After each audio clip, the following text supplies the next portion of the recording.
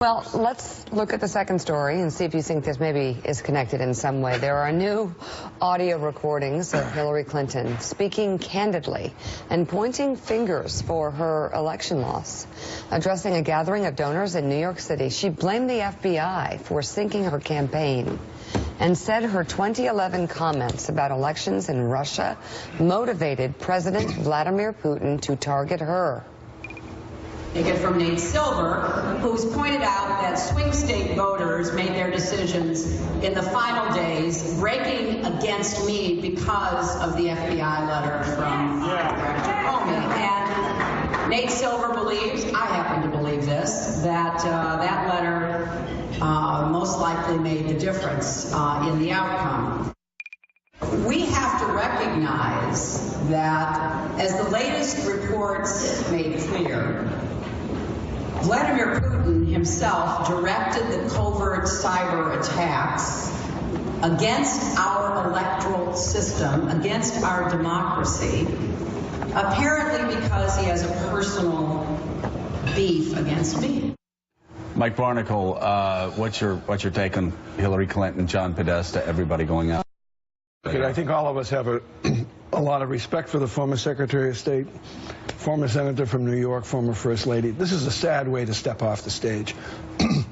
The Comey letter certainly had an impact on the election in that it reminded voters of what she had failed to do for many, many months, and that's to address specifically and credibly her email problem. Her larger problem was she went to the country with really no story. She did not have a story to tell. Americans love stories. She had no narrative to tell. She was basically, when you strip it all away, her campaign came down to the phrase, "It's my turn." Jeremy? It's just this utter incapability for self-examination. It's the Russians' fault. It's Comey's fault. Apparently, it's Uma's fault now. It's Uma's fault. It's actually Anthony's. It's Obama's fault. It's fake news's fault. It's the media's fault. She took another gratuitous swipe at the media, saying it was our fault. But what all of this allows them and the Democratic Party to do is to avoid the tough questions about why they lost and how they alienated such a large block of voters that they needed to win, and the fact that none of them saw this for the election it was, which was a change election, and that she was not the agent of change that Americans wanted. And all of this was not for the first time. If you look over the past 6 or 8 years, I mean, Mark, you've been out there covering this almost a daily basis. The number of governorships that they've lost, the Democrats have lost in this country. The number of state legislatures controlled by Republicans and thus gerrymandering, fixing up congressional districts. Their problems, the Democratic Party's problems, are going to continue for quite some time. And we're looking right now, Mark, 68 House seats lost, 12 in the Senate, 10 Democratic governors lost over the past 8 years.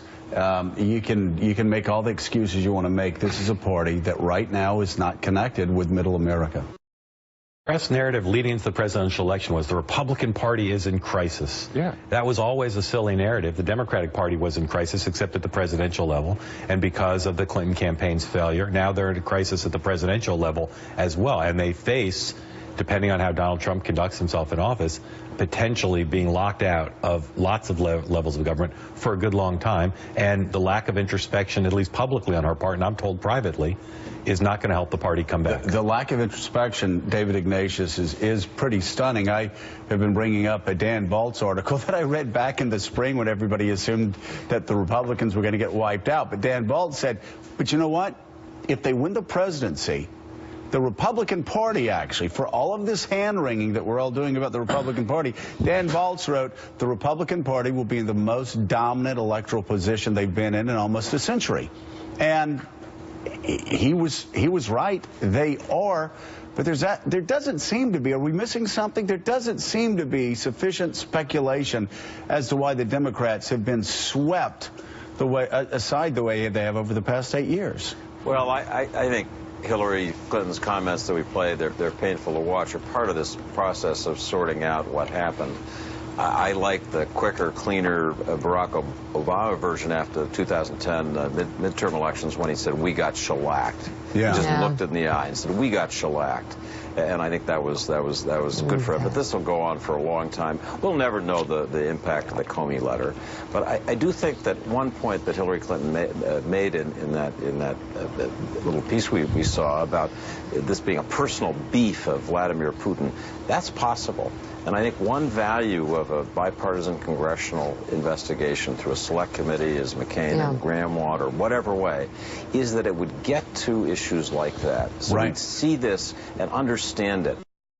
Not to excuse Hillary Clinton, but to understand what happened to us. I think if she did not say this first and had a unifying message not only for the party on where things went wrong, but also for the new president, the incoming president, respect for him, and that everybody has to press reset and try and help the president, which is something President Obama has said.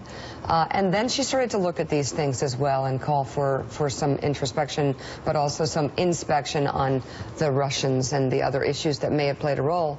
I think that would be perfectly fine because all are pretty important. Right. President Obama held his last I just want to say they need to understand. Everybody needs to understand this investigation is coming. It is going to be wide-reaching. It's going to be bipartisan. Mitch McConnell is bought in on it. Paul Ryan's going to be bought in on it. So that investigation is coming. We're going to learn all of this. But it is time for the Democrats to actually look and say, why are we so disconnected from America? What has happened over the past 8 years? Ball game. So, Ed, one of the reasons that the Democrats believe that the scale was sort of tipped towards Donald Trump is because the information that was hacked into was only used against Democrats. How much backing is there for that? Well, there's some credibility questions being raised about that point as well this morning. The Wall Street Journal reporting, well, it turns out that the DNC and the RNC, the Republican National Committee, they were both targeted. But the RNC simply had better defense systems to block the same sort of actions that Russian hackers were allegedly taking. So that doesn't fit the White House narrative because this is all of a piece of saying, look, the Russians were doing this. They were targeting the DNC. They were targeting John Podesta. And this was all about helping Donald Trump. It doesn't help their narrative when it turns out, oh, wait, Russian hackers were also going after the RNC. Just turns out the RNC had better defense systems. Yeah. Again, I've tried to avoid responding to some of the charges from the president-elect's Twitter feed, and what I've tried to do is just to present objective facts. And I think the objective fact that's relevant here is the intelligence community, a month before the election, came forward and presented a unanimous view, a high-confidence assessment, that China was engaged in malicious cyber activity to destabilize our political system. You said China. I'm sorry, Russia. I was referring to the cyber reconnaissance that we had observed. Many state entities had observed prior to the statement, and that sort of activity seemed to have curtailed.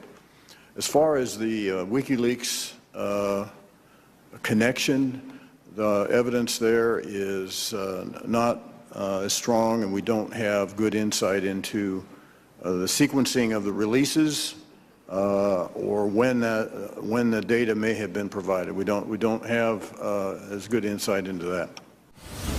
We did make contact with somebody from the Democratic National Committee's office, and they've been served. Democracy has prevailed today. But in a bizarre twist of events on August 2nd, less than 1 month after serving the subpoena, Lucas was reported dead. Police are not releasing the cause of death at this time and are not commenting on speculation that Lucas was murdered. His unusual and sudden death is fueling speculation about the recent death of Seth Conrad Rich. Rich, a DNC employee, was working on several committee cases involving voter and election fraud before he was murdered by gunshots. He was also set to testify in the FBI's email investigation of Hillary Clinton before he was killed.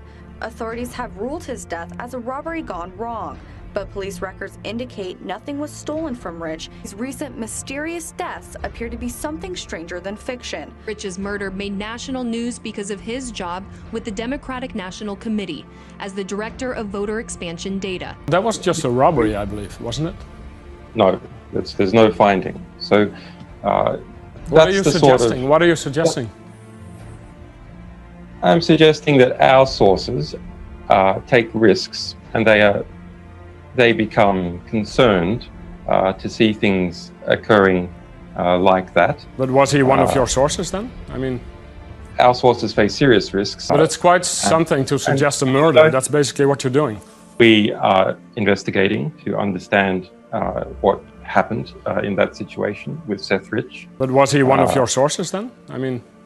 The Seth Rich case has just exploded back into the headlines with Julian Assange's assertion that Seth Rich was the WikiLeaks responsible for bringing down the DNC chair and exposing the rigged Democratic primary. That makes 2 murders in recent weeks that have been directly linked to events at DNC headquarters in Washington, D.C. Not only that, but we now know that Seth Rich wasn't just a staff member at the DNC as was widely reported. He was the director of voter expansion data, which means he had the electronic keys to the entire Democratic organization. As for the motives of his leak, it would seem that Seth Rich was a Bernie Sanders supporter who felt betrayed by the primary rigging, and so he leaked what he could to show that Hillary had stolen the nomination. This picture shows Seth Rich at the scene of the crime only a few blocks away from a trauma center. They had the time to string crime tape around his body, but they didn't have the time to travel 3 blocks to the emergency room to save his life. How many crimes does Hillary have to commit before the Department of Justice does its job? If you're listening to this, you are the resistance.